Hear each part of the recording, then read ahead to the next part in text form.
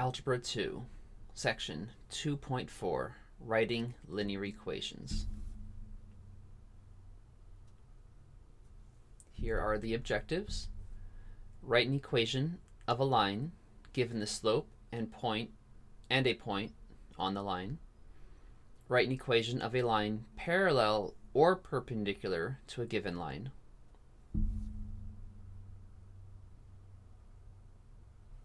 Some of today's vocabulary: slope-intercept form, point-slope form, parallel, and perpendicular.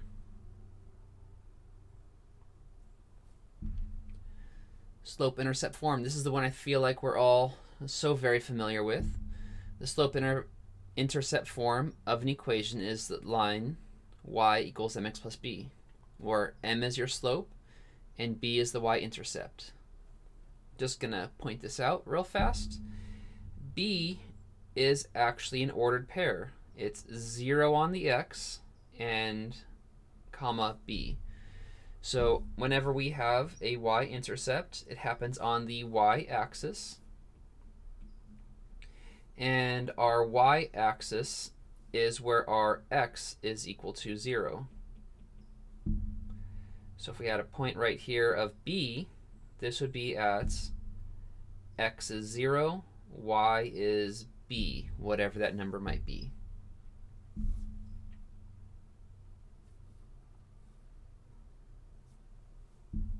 All right, let me hide my face real fast. All right, write the equation in slope-intercept form for the line. And here we have a graph.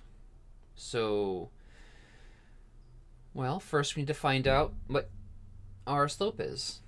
We may recall from the past that our slope, our m, is equal to our rise over our run, or our slope is equal to y2 minus y1, y being the rise, over x2 minus x1.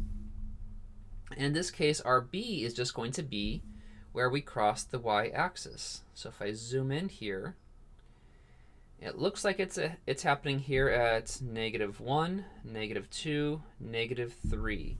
So I'm going to go ahead and say that our b is equal to -3, or as an ordered pair, that's going to be 0, -3. I want to make sure that we're getting used to writing ordered pairs for our b, because there is a thing called a standardized test. There's lots of them. Okay. So now what we need to do is we need to find out how much we're moving up by and how much we're moving over by. So we need to find another point that this nicely crosses. So the first one we had was right here.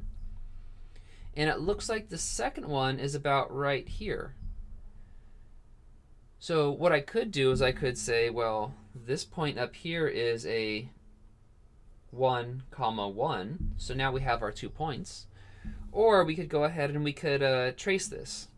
We're going up by 1, 2, 3, 4 units.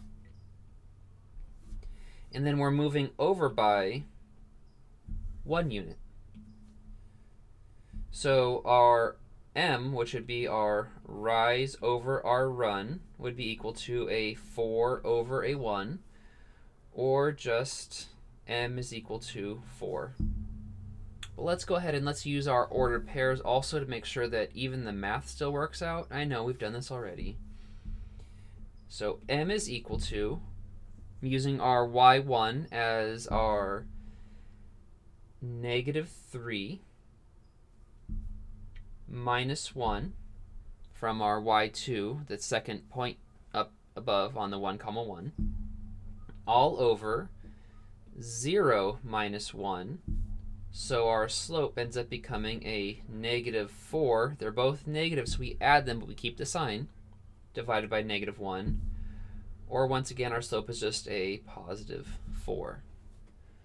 So using this information, we can then write the equation of our line, getting that y equals mx plus b, or that our y is equal to 4x minus 3.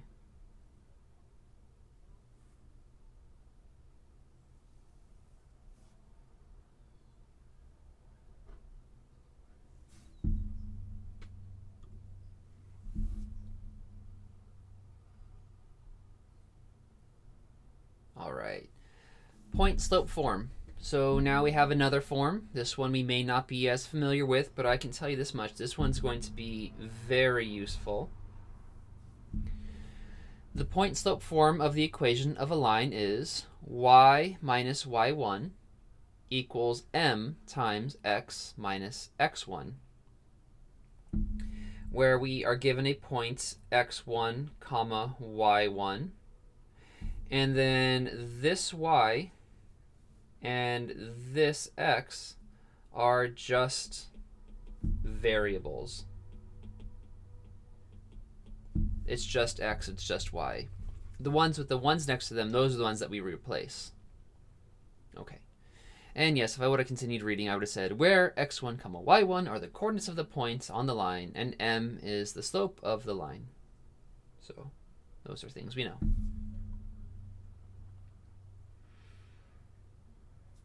All right, write the equation of a line through 6, -2 with a slope of -4. Well, from above, this is our x1 and our y1. And, well, this is our m. So using our equation, y minus y1 equals m times x minus x1, we can start plugging stuff in. We can say this is a y minus a -2 is equal to -4 times x minus 6. Need to close that parenthesis. Or that we get y plus 2. We have a double negative, so that becomes positive. Equals, and I'm going to go ahead and start distributing. -4 times x is -4x. -4 times a -6 gives us a positive 24. Now we're just one step away. Technically, we did it. We wrote the equation of a line, but this isn't the equation that we prefer, so I'm going to go ahead and subtract 2 and get y is equal to -4x plus 22. Because that's our y equals mx plus b form. We like that. We're comfortable with that. We're going with that. Oh, goodness. All right, which equation of the line passes through -2 comma 7 and 3 comma -3? It's going to start plugging stuff in. All right, so let's start with A. So with A, we're going to have 7 is equal to -1 over 2 times -2. I'm going to make that a -2 over 1 because we can. And then a -3 over 2.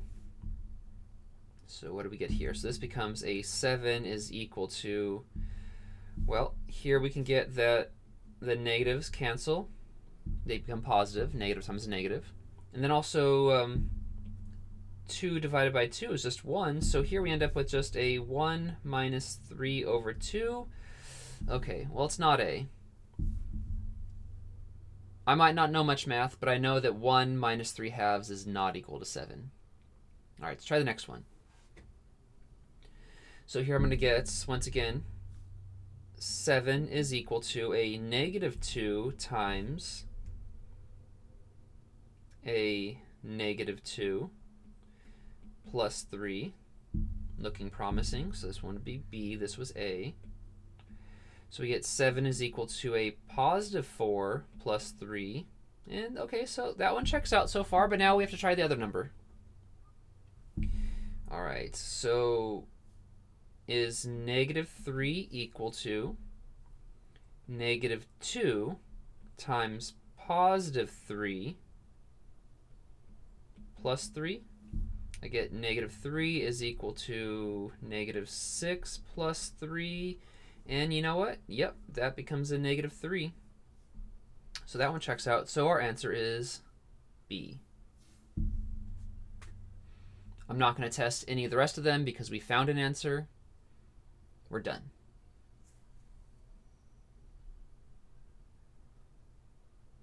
All right, we have parallel lines. So parallel lines are two lines that never touch. They go on forever and ever and ever, and they never touch. So just as a reminder, that's not going to be parallel. If I have one line like this, and then I copy it, and then I paste another one down there, boom, two parallel lines. I can draw the little things we may have seen in geometry, showing that they're parallel. Done. Oh, I should put arrows on the ends also, so that way we know that they're not just segments, they're lines. Okay.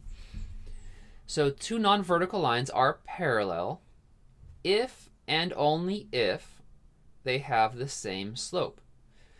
So all vertical lines are parallel. All right, so what does this mean?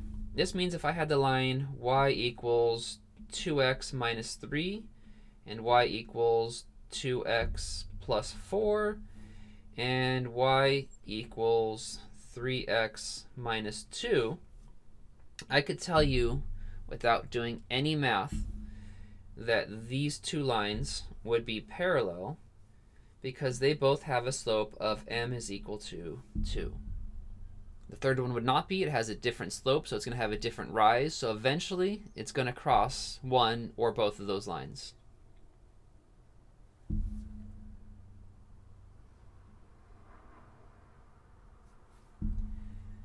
Perpendicular lines, on the other hand, two non-vertical lines are perpendicular only if the product of the slope is -1. Vertical lines and horizontal lines are perpendicular. Okay, I don't exactly like this definition. Yes, it's true. But most people, when they're starting off, don't exactly know how to make two slopes equal to -1.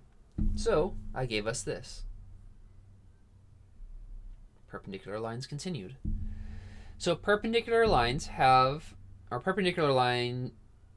slopes that are opposites. So that means if it was a positive, it becomes a negative. If it was negative, it becomes a positive. And then reciprocals of one another. So if we had, say, like the number 2, it would be a 1/2 because 2 secretly is a 2/1, and then you just flip the fraction upside down and you have its reciprocal. Okay, so here I've got this upside down t that is a symbol for perpendicular. So if I had a slope, say m is equal to -7/2, it's a fraction. That's okay. What we're going to do here is our perpendicular slope, our m perpendicular, is going to be the opposite. It's positive, so we're going to make it negative. So it's negative, so we're going to make it positive. So I'm not going to write anything. But then I'll just flip it upside down. A 2/7. Done. And if we recall from geometry, perpendicular lines are lines that have a 90-degree angle between them. That's my very poor way of writing a 90-degree angle sign.